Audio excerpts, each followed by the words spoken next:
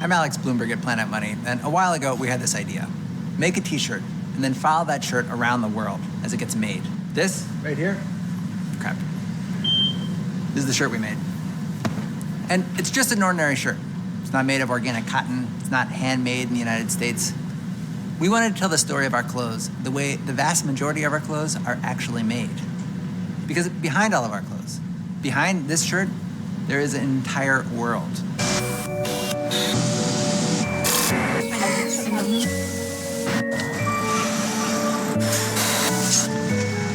And once you see that world, you realize there's nothing ordinary about a simple t-shirt. Our t-shirts started here, or near here anyway, on a cotton farm in the Mississippi Delta. America, it turns out, exports more cotton than any other country in the world.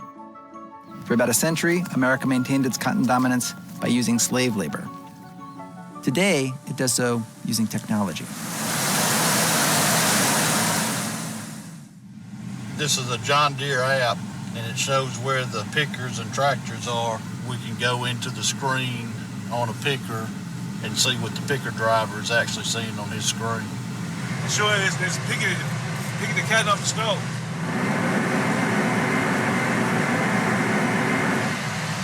So we're driving south? Yeah. Bowen Flowers is a third-generation Mississippi cotton farmer. Even the seeds he uses are a feat of engineering to rival the iPhone. Most American cotton seeds are made in a lab, like this one at the Monsanto Corporation.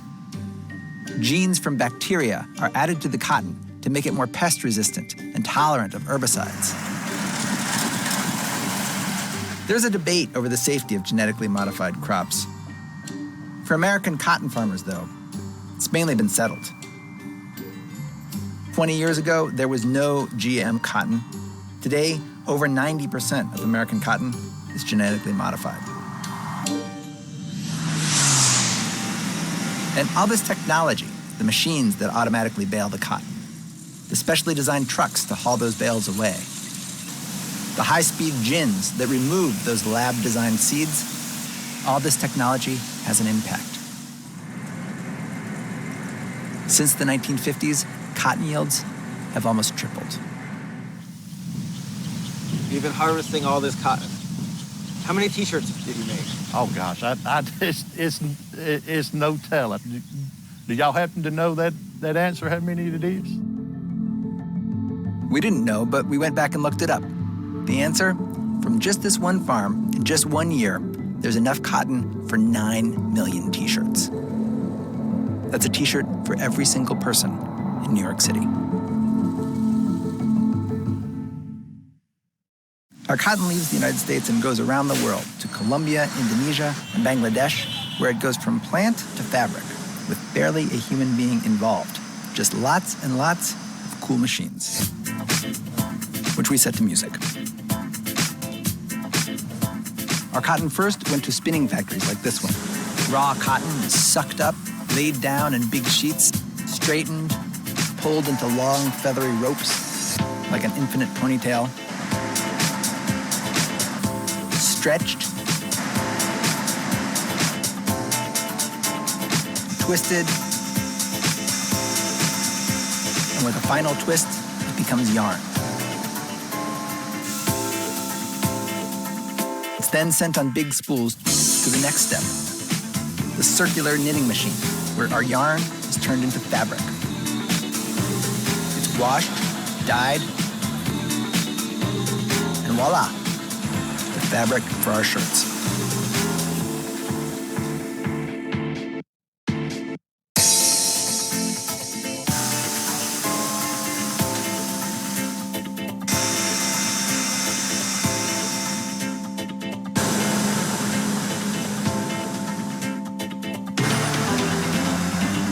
Soft, comfy, and a high-tech engineering marvel.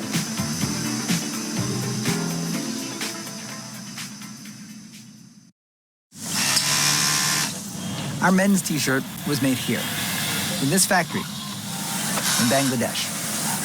Here's one of the people who made it. এরপরে মিলানোর পরে solder করবে আবার লগে এখানে top stitch হবে একটা Our women's t-shirt was made here, in this factory, in Colombia.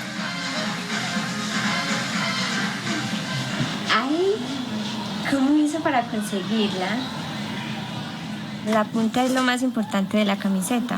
Es lo que le da la apariencia a la camisa.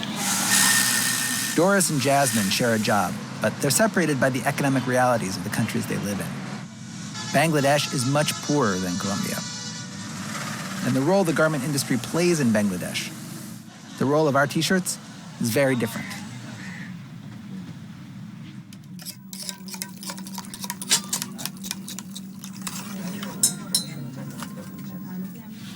Jasmine Akhtar lives with her brother, sister-in-law, and roommate in a tiny rooming house. There's no running water, just a gas stove to cook. There's a small TV and a bookcase that holds all her belongings. She leaves for work at 7 a.m. each day, 6 days a week. She makes one of the lowest wages in the world, about $80 a month. Jasmine has been working in clothing factories since she was 16 years old. And she is not alone. 4 million people in Bangladesh work in the garment industry. That's double the number from a decade ago. Which raises a question. What has driven 4 million people to work long hours in these factories for some of the lowest wages in the world?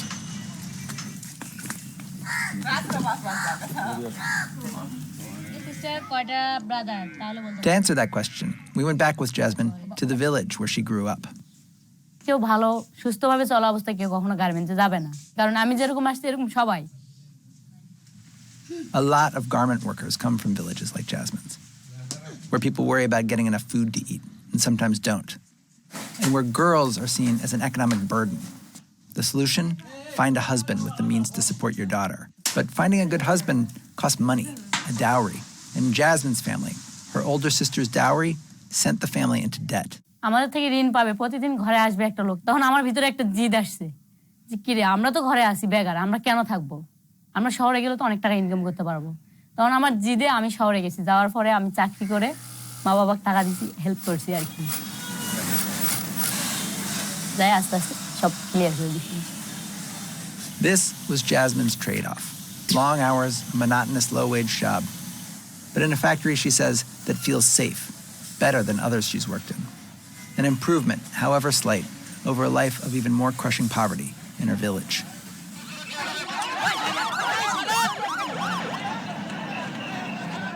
In the middle of our t-shirt project, the worst garment industry disaster in history happened in Bangladesh. The factory collapse at Rana Plaza. Suddenly, the world was considering questions that we'd been considering. Who are the people that make our clothes? What are their lives like? More than 1,000 people died that day. They died seeking the same things that Jasmine was seeking. A few more calories in their diet, the chance maybe to pay off a debt. They died, in other words, trying to make the same trade-off that Jasmine had, a life of extreme poverty for one slightly better off.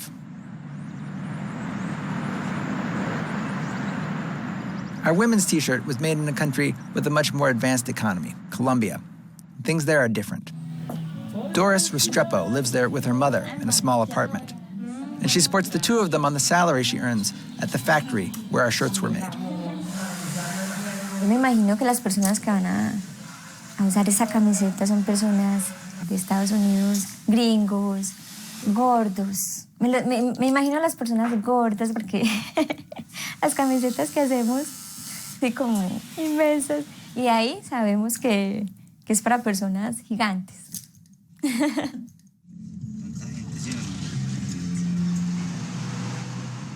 Doris makes almost 4 times what Jasmine makes in Bangladesh and can imagine a life outside the garment industry.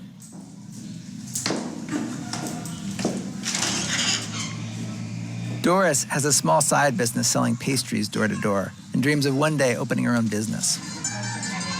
Pienso que si Dios quiere y todo me sale bien para este año, es el último en mi profesión.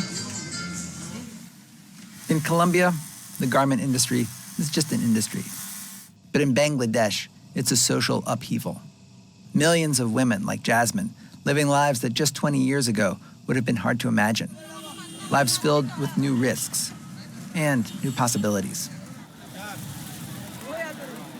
Most of the money Jasmine earns at the factory, she sends home to her family.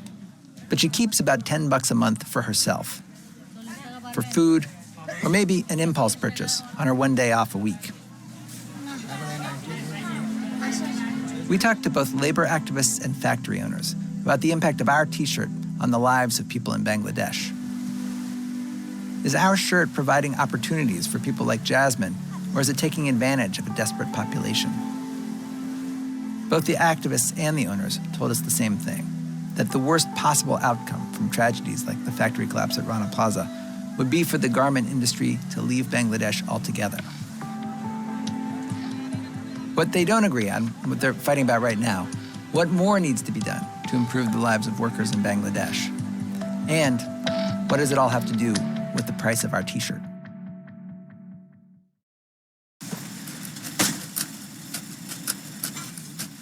Our T-shirts got from the factories in Colombia and Bangladesh back home to us in this, a shipping container.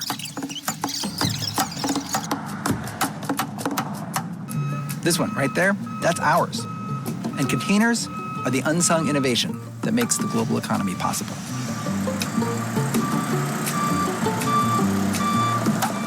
Containers came on the scene in the 1960s, and they made shipping, which used to be a huge pain in the ass, much more efficient. The container is loaded onto our ship, captained by this guy. The ship leaves Colombia. A week later, it arrives in Miami.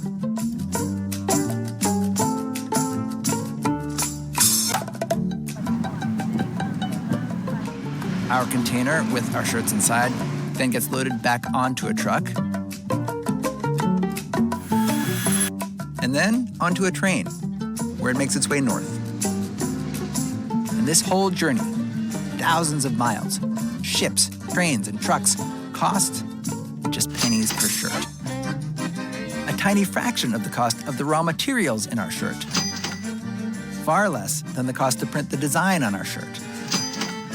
And a drop in the bucket compared to what it costs our shirts to take the final leg of their journey, from our warehouse to you. So here's to you, shipping container, the humble hero of the global economy. ¿Y qué les crees que le gustaría, o qué te gustaría a ti, que esa gente que está comprando esta camiseta, que sepa de ti? ¿Qué te gustaría que ellos... ¿Qué hay detrás de esta camiseta? Sí, un mundo.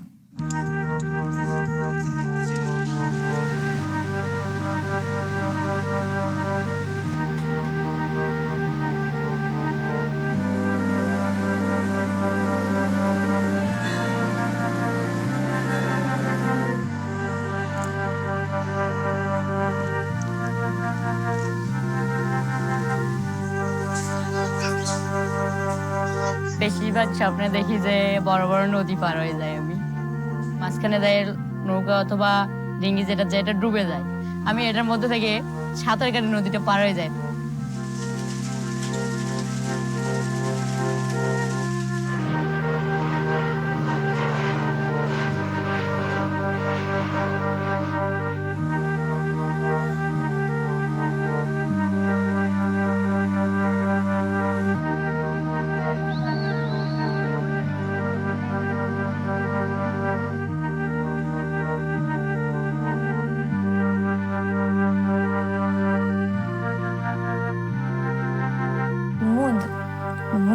Una persona con sueños, con esperanzas, que quiere salir adelante.